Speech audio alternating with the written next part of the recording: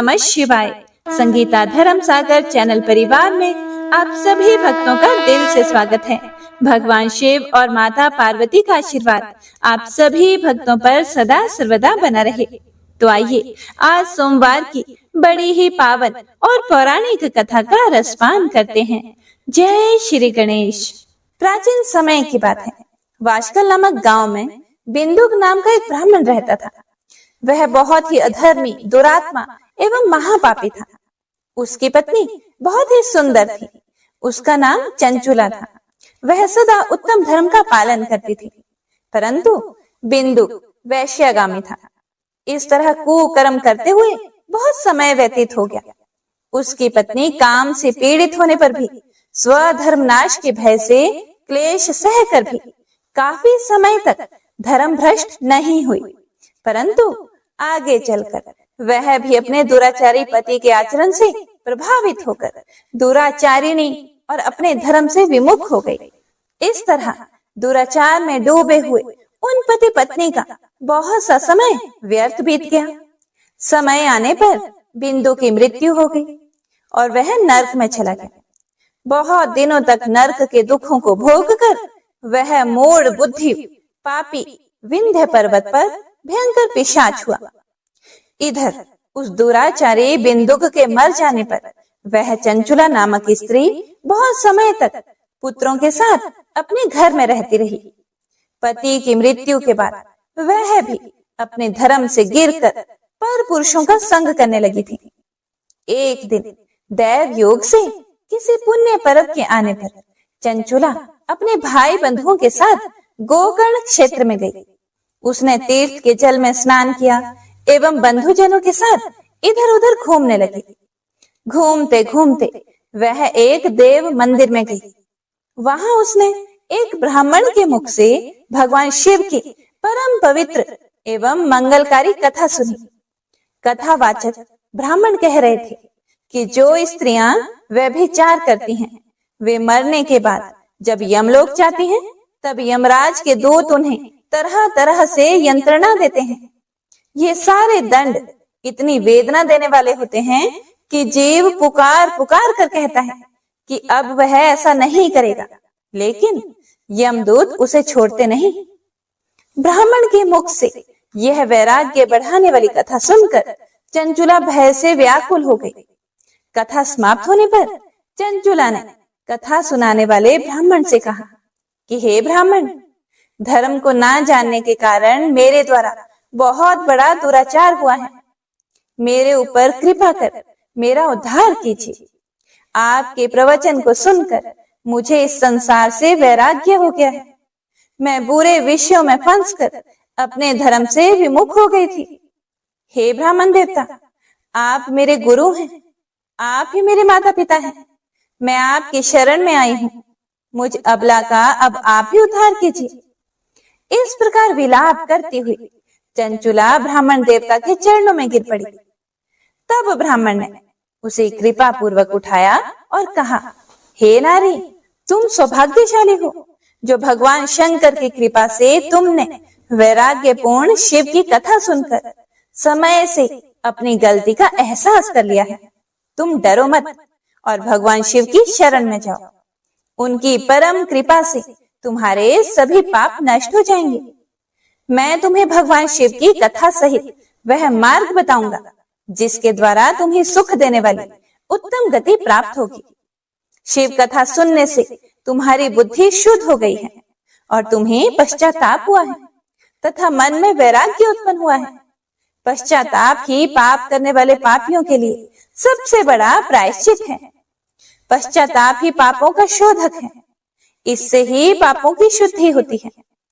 शिव की कथा सुनने से चित्त की शुद्धि एवं मन निर्मल हो जाता है। शुद्ध चित्त में ही भगवान शिव व पार्वती का वास होता है और वह शुद्ध आत्मा पुरुष सदा शिव के पद को प्राप्त होता है। इस कथा का श्रवण सभी मनुष्यों के लिए कल्याणकारी है, इसीलिए इसकी आराधना व सेवा करनी चाहिए। यह कथा भव बंधन रूपी रोग का नाश करने वाली है।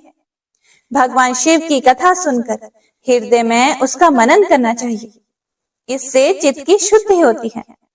चित्त शुद्धि होने से ज्ञान और वैराग्य के साथ महेश्वर की भक्ति निश्चय ही प्रकट होती है तथा उनके अनुग्रह से दिव्य मुक्ति प्राप्त होती है।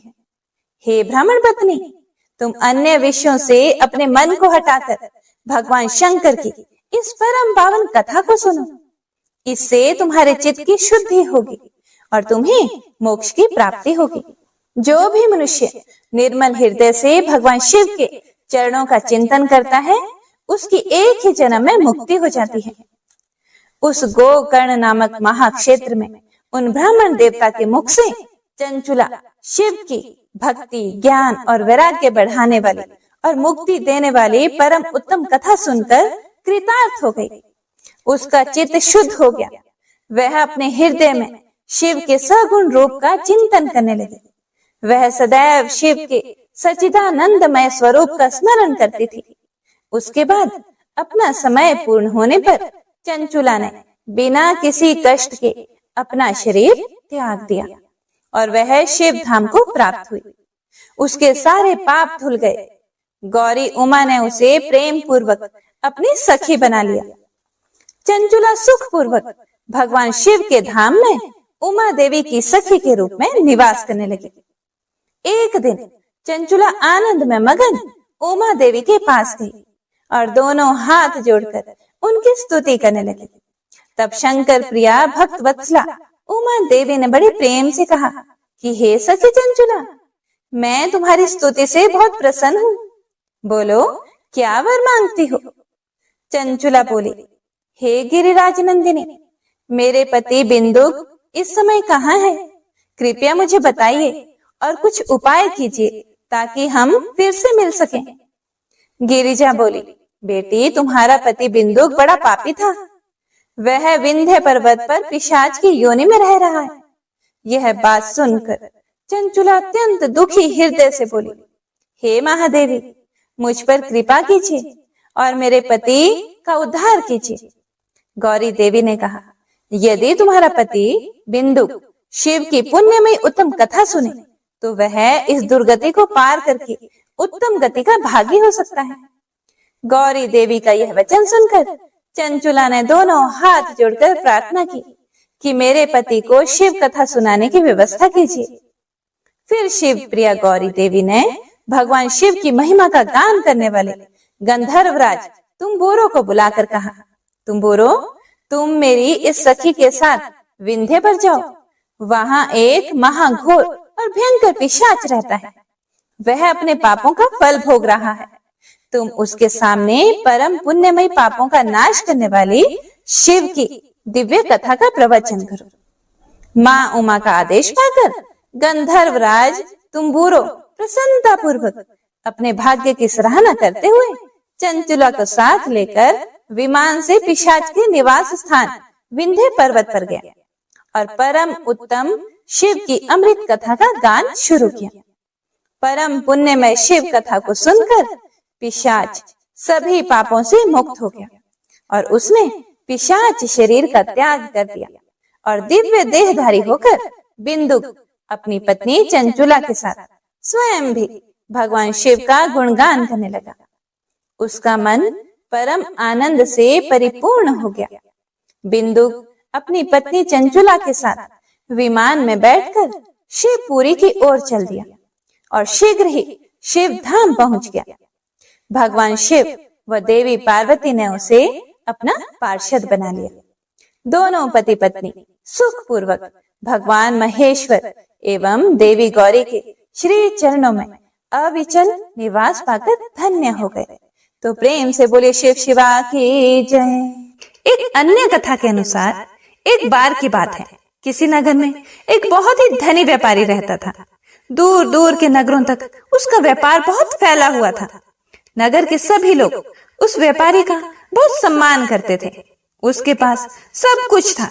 इतना सब कुछ संपन्न होने के बाद भी वह व्यापारी बहुत दुखी रहता था। उसके दुखी रहने का कारण उसका कोई पुत्र नहीं था, जिसकी वजह से उसे हर समय यह चिंता सताती रहती थी कि मेरी मृत्यु के बाद मेरे व्यापार को कौन संभालेगा, मेरी मृत्यु के बाद मेरा उत्तराधिकारी कौन होगा। यही चिंता उसे हर समय सताती रहती थी।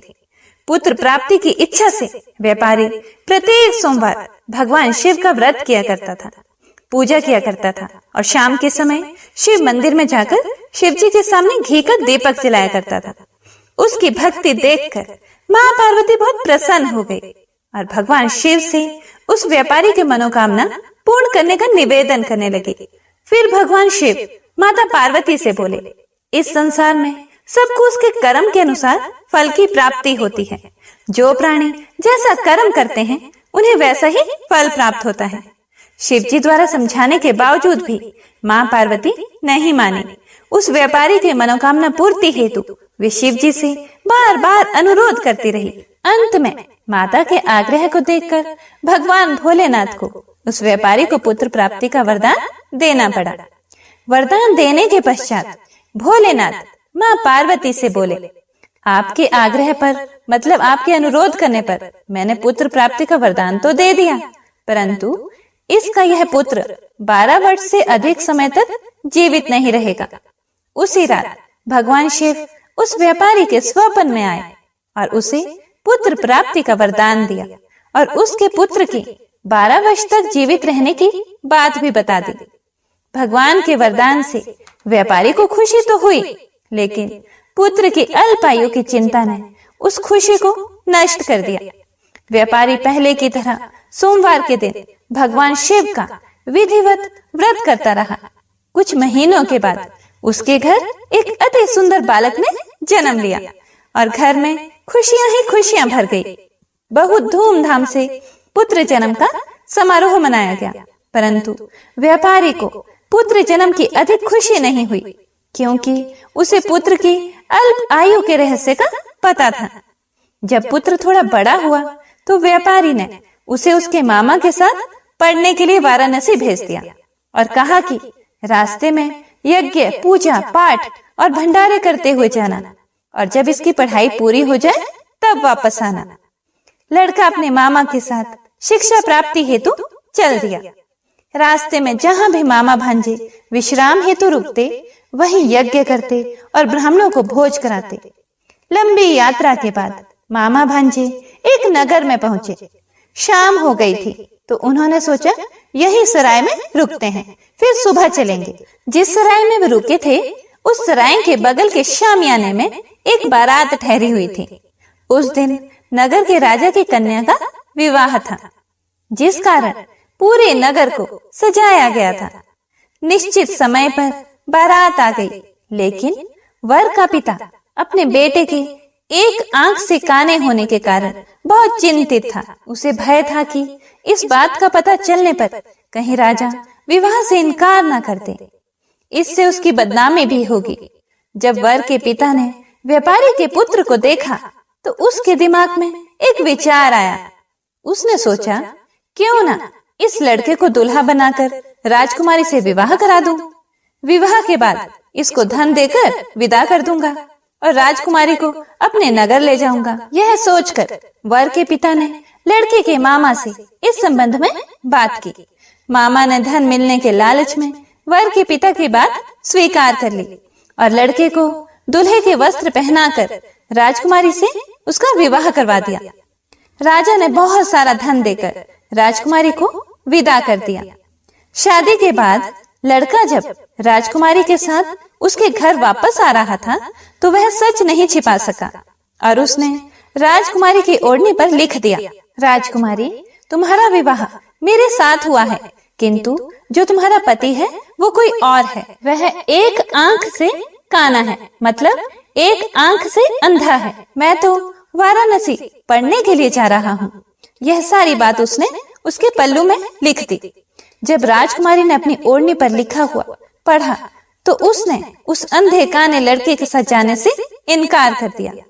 राजा को जब ये सब बातें पता लगी तो उसने राजकुमारी को महल में ही रख लिया। उधर लड़का अपने मामा के साथ वाराणसी पहुंच गया और गुरुकुल में पढ़ना शुरू कर दिया। जब उसकी आयु 12 वर्ष की हुई तो उसने यज्ञ किया। यज्ञ की समाप्ति पर ब्राह्मणों को भोजन करवाया और खूब अन्न वस्त्र दान किए। रात को उसकी तबीयत थोड़ी खराब हो गई तो मामा ने उसे आराम करने को बोला तो वह अपने शयन कक्ष में सो गया। शिव के वरदान के अनुसार शयनावस्था में ही उसके प्राण पखेरु उड़ गए, अर्थात उसकी सोई हुई अवस्था में ही मृत्यु हो गई। सूर्य उदय पर मामा मरे हुए भांजे को देखकर रोने पीटने लगा। आसपास के लोग भी इकट्ठे होकर दुख प्रकट करने लगे, सभी शोक व्यक्त करने लगे। लड़के के मामा के रोने विलाप करने के स्वर समीप से गुजरते हुए भगवान शिव और माता पार्वती जी ने भी सुन लिए। माता पार्वती ने भगवान से कहा, प्राणनाथ, मुझे इसके रोने के स्वर सहन नहीं हो रहे हैं, कृपा करके कुछ कीजिए। आप इस व्यक्ति के कष्ट को अवश्य दूर कर सकते हैं। भगवान शिव ने माता पार्वती के साथ अदृश्य रूप में समीप जाकर देखा तो भोलेनाथ माता पार्वती से बोले, यह तो उसी व्यापारी का पुत्र है जिसे मैंने 12 वर्ष की आयु का वरदान दिया था। इसकी आयु पूरी हो गई है। लेकिन मातृभाव से विभोर माता पार्वती ने कहा कि हे महादेव, आप इस बालक को और आयु देने की कृपा करें, अन्यथा इसके वियोग में इसके माता पिता भी तड़प तड़प कर मर जाएंगे। माता पार्वती के आग्रह पर भगवान शिव ने उस लड़के को जीवित होने का वरदान दिया। शिव जी की कृपा से वह लड़का जीवित हो गया। शिक्षा समाप्त करके लड़का मामा के साथ अपने नगर की ओर चल दिया। दोनों चलते हुए फिर से उसी नगर में पहुंचे जहां उसका विवाह हुआ था। उस नगर में भी उन्होंने यज्ञ का आयोजन किया। वहां से गुजरते हुए राजा ने यज्ञ का आयोजन देखा और राजा ने तुरंत ही लड़के और उसके मामा को पहचान लिया। यज्ञ के समाप्त होने पर राजा मामा और उस लड़के को महल में ले गया और उनकी खूब खातिरदारी की। फिर मामा ने राजा को सारी बात बताई कि किस तरह से उस दिन शादी हुई थी। फिर राजा ने कहा कि विधि का विधान कौन टाल सकता है, अब आपका भांजा ही मेरा दामाद है।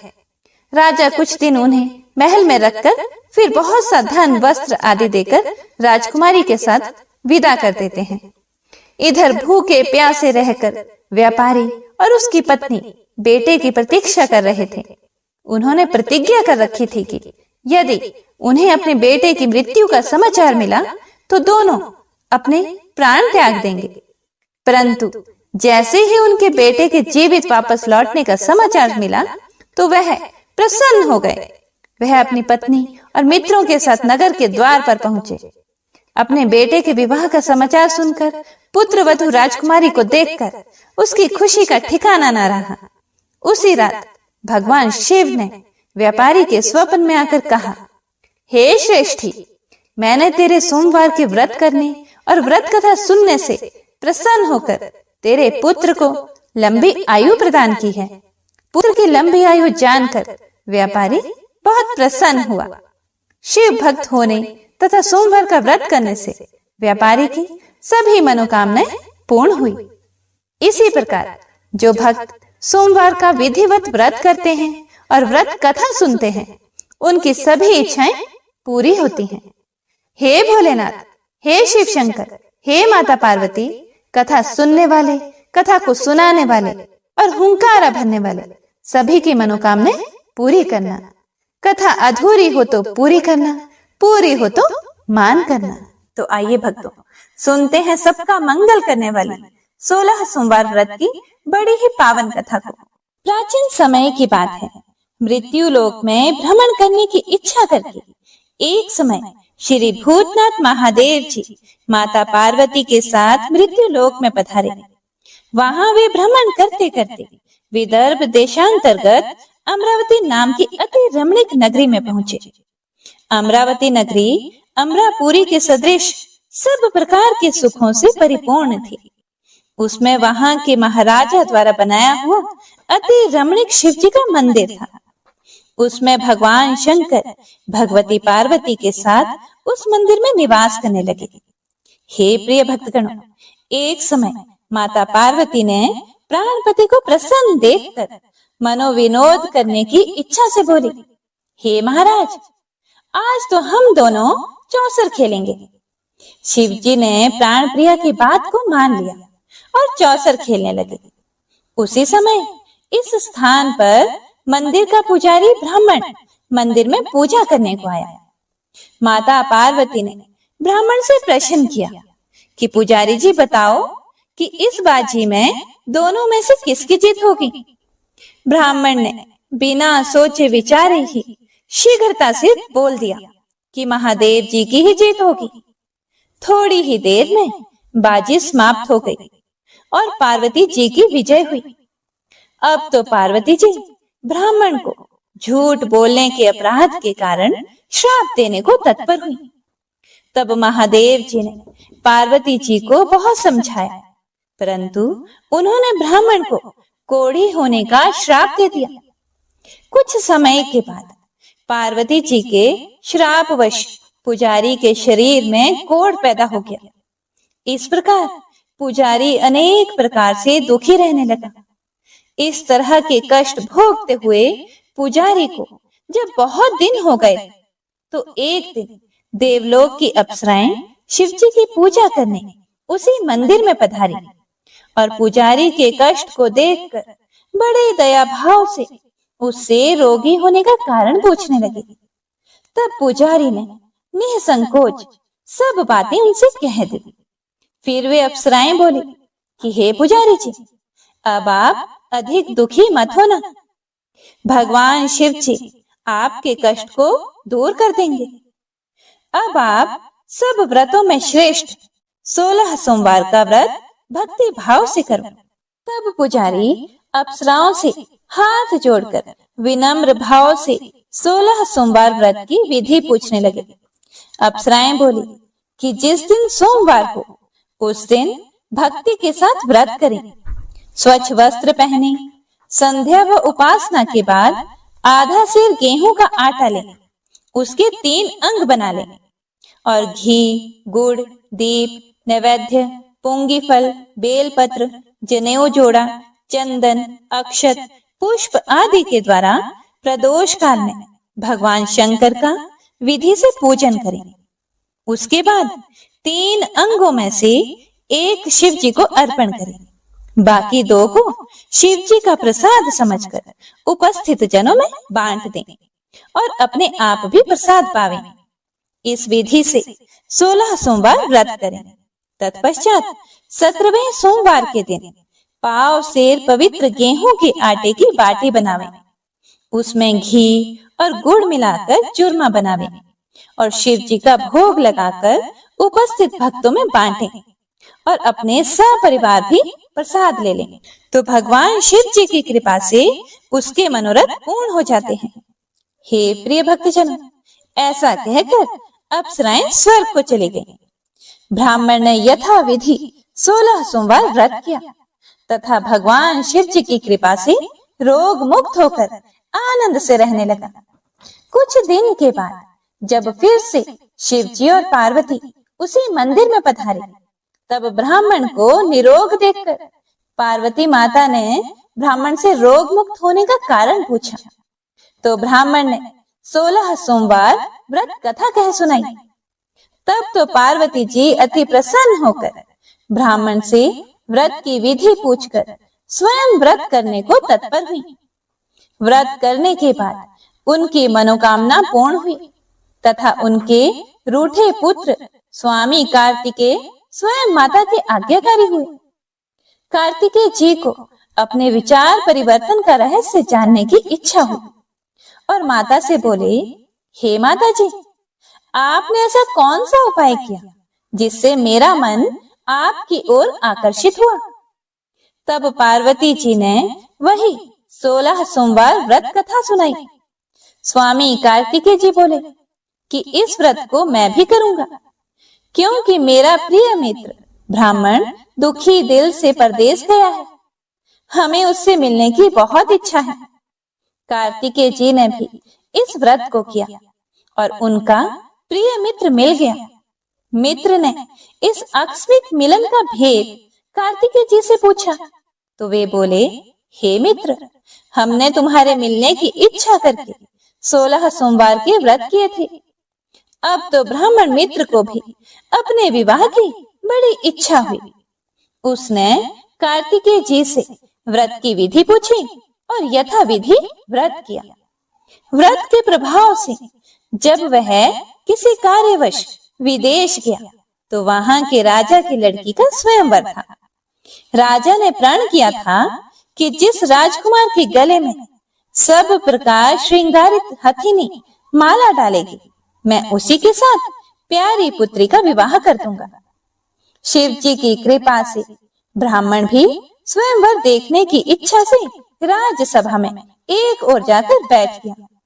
नियत समय पर हथिनी आई और उसने जयमाला उस ब्राह्मण के गले में डाल दी।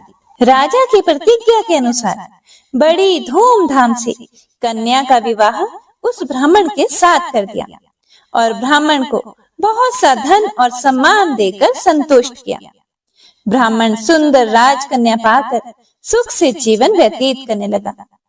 एक दिन राजकन्या ने अपने पति से प्रश्न किया कि हे प्राणनाथ, आपने ऐसा कौन सा भारी पुण्य किया जिसके प्रभाव से हथिनी ने सब राजकुमारों को छोड़कर आपको वरण किया। फिर ब्राह्मण बोला, हे प्राण प्रिय, मैंने अपने मित्र कार्तिकेय जी के कथनानुसार 16 सोमवार का व्रत किया था, जिसके प्रभाव से मुझे तुम जैसी स्वरूपवान पत्नी की प्राप्ति हुई। व्रत की महिमा को सुनकर राजकन्या को बड़ा आश्चर्य हुआ और वह भी पुत्र की कामना करके व्रत करने लगी। शिव जी की दया से उसके गर्भ से एक अति सुंदर, सुशील, धर्मात्मा और विद्वान पुत्र उत्पन्न हुआ। माता पिता दोनों उस देव पुत्र को पाकर अति प्रसन्न हुए और उसका लालन पालन भले प्रकार से करने लगे। जब पुत्र समझदार हुआ तो एक दिन उसने अपनी माता से प्रश्न किया कि हे माता, आपने कौन सा तप किया है जो मेरे जैसा पुत्र आपके गर्भ से उत्पन्न हुआ। फिर माता ने पुत्र का प्रबल मनोरथ जान के अपने किए हुए 16 सोमवार व्रत को विधि के सहित पुत्र के सामने प्रकट किया। पुत्र ने ऐसे सरल व्रत को सब तरह से मनोरथ पूर्ण करने वाला सुना तो वह भी इस व्रत को राज्याधिकार पाने की इच्छा से हर सोमवार को यथा विधि व्रत करने लगा। उसी समय एक देश के वृद्ध राजा के दूतों ने आकर उसका एक राजकन्या के लिए वरण किया। राजा ने अपनी पुत्री का विवाह ऐसे सर्वगुण संपन्न ब्राह्मण युवक के साथ करके बड़ा सुख प्राप्त किया। वृद्ध राजा के दिवंगत हो जाने पर यही ब्राह्मण बालक गद्दी पर बैठाया गया, क्योंकि दिवंगत राजा के कोई पुत्र नहीं था। राज्य का अधिकारी होकर भी वह ब्राह्मण पुत्र अपने 16 सोमवार के व्रत को करता रहा। जब 17वां सोमवार आया तो विप्र पुत्र ने अपनी प्रियतमा से सब पूजन सामग्री लेकर शिव पूजा के लिए शिवालय में चलने के लिए कहा, परंतु प्रियतमा ने उसकी आज्ञा की परवाह नहीं की और दास दासियों द्वारा सब सामग्रियां शिवालय भिजवा दी और अपने आप नहीं गई। जब राजा ने शिव जी का पूजन समाप्त किया तब एक आकाशवाणी राजा के प्रति हुई। राजा ने सुना कि हे राजा, अपनी इस रानी को राजमहल से निकाल दे, नहीं तो तेरा सर्वनाश कर देगी। आकाशवाणी को सुनकर राजा के आश्चर्य का ठिकाना नहीं रहा और तत्काल ही मंत्रणा गृह में आकर अपने सभासदों को बुलाकर पूछने लगा कि हे मंत्रियों, मुझे आज शिव जी की आकाशवाणी हुई है कि राजा तू अपनी इस रानी को निकाल दे, नहीं तो ये तेरा सर्वनाश कर देगी। मंत्री आदि सब बड़े विस्मय और दुख में डूब गए, क्योंकि जिस कन्या के साथ राज्य मिला है राजा उसी को निकालने का जाल रचता है, यह कैसे हो सकेगा। हे भक्तों, राजा ने अपनी पत्नी को उस नगर से राज्य से निकाल दिया। रानी दुखी हृदय से भाग्य को कोसती हुई नगर से बाहर चली गई। बिना पद त्राण, फटे वस्त्र पहने, भूख से दुखी धीरे धीरे चलकर एक नगर में पहुंची। वहां एक बुढ़िया सूत काट कर बेचने को जाती थी। रानी की करुण दशा देखकर बोली, चल तू मेरा सूत बिकवा दे। मैं वृद्ध हूँ, भाव नहीं जानती हूँ। ऐसी बात बुढ़िया की सुनकर रानी ने बुढ़िया के सर से सूत की गठड़ी उतारकर अपने सर पर रख ली। हे भक्तगणों, थोड़ी ही देर बाद आंधी आई और बुढ़िया का सूत पोटली के सहित उड़ गया। बेचारी बुढ़िया पछताती रह गई और रानी को अपने साथ से दूर रहने को कह दिया। अब रानी एक तेली के घर गई तो तेली के सब मटके शिव जी के प्रकोप के कारण चटक गए। ऐसी दशा देखकर तेली ने रानी को अपने घर से निकाल दिया। इस प्रकार रानी अत्यंत दुख पाती हुई नदी के तट पर गई तो नदी का समस्त जल सूख गया। तत्पश्चात रानी एक वन में गई। वहां जाकर नदी में सीढ़ी से उतरकर पानी पीने को गई। उसके हाथ से जैसे ही जल स्पर्श हुआ, वैसे ही नदी का नील कमल के समान जल असंख्य कीड़ों में गंदा हो गया। रानी ने भाग्य पर दोषारोपण करते हुए उस जल को पी लिया। उसके बाद पेड़ की शीतल छाया में विश्राम करने लगी। वह रानी जिस पेड़ के नीचे जाती, उस पेड़ के पत्ते तत्काल ही गिरते। वन, सरोवर, जल की ऐसी दशा देखकर गऊ चराते ग्वालों ने अपने गोसाई जी से, जो उस जंगल में स्थित मंदिर में पुजारी थे, ये बात कही। गोसाई जी के आदेशानुसार ग्वाले रानी को पकड़कर गोसाई के पास ले गए। रानी के मुख कांति और शरीर शोभा देखकर गोसाई जी समझ गए कि यह अवश्य ही कोई विधि की गति की मारी कोई कुलीन अबला है। ऐसा सोचकर पुजारी जी ने रानी के प्रति कहा कि हे पुत्री, मैं तुमको पुत्री के समान रखूंगा। तुम मेरे आश्रम में ही रहो। मैं तुमको किसी प्रकार का कष्ट नहीं होने दूंगा। गोसाई के ऐसे वचन सुनकर रानी को धीरज हुआ और आश्रम में रहने लगी।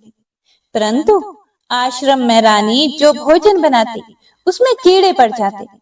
जल भर के लाती, उसमें कीड़े पड़ जाते।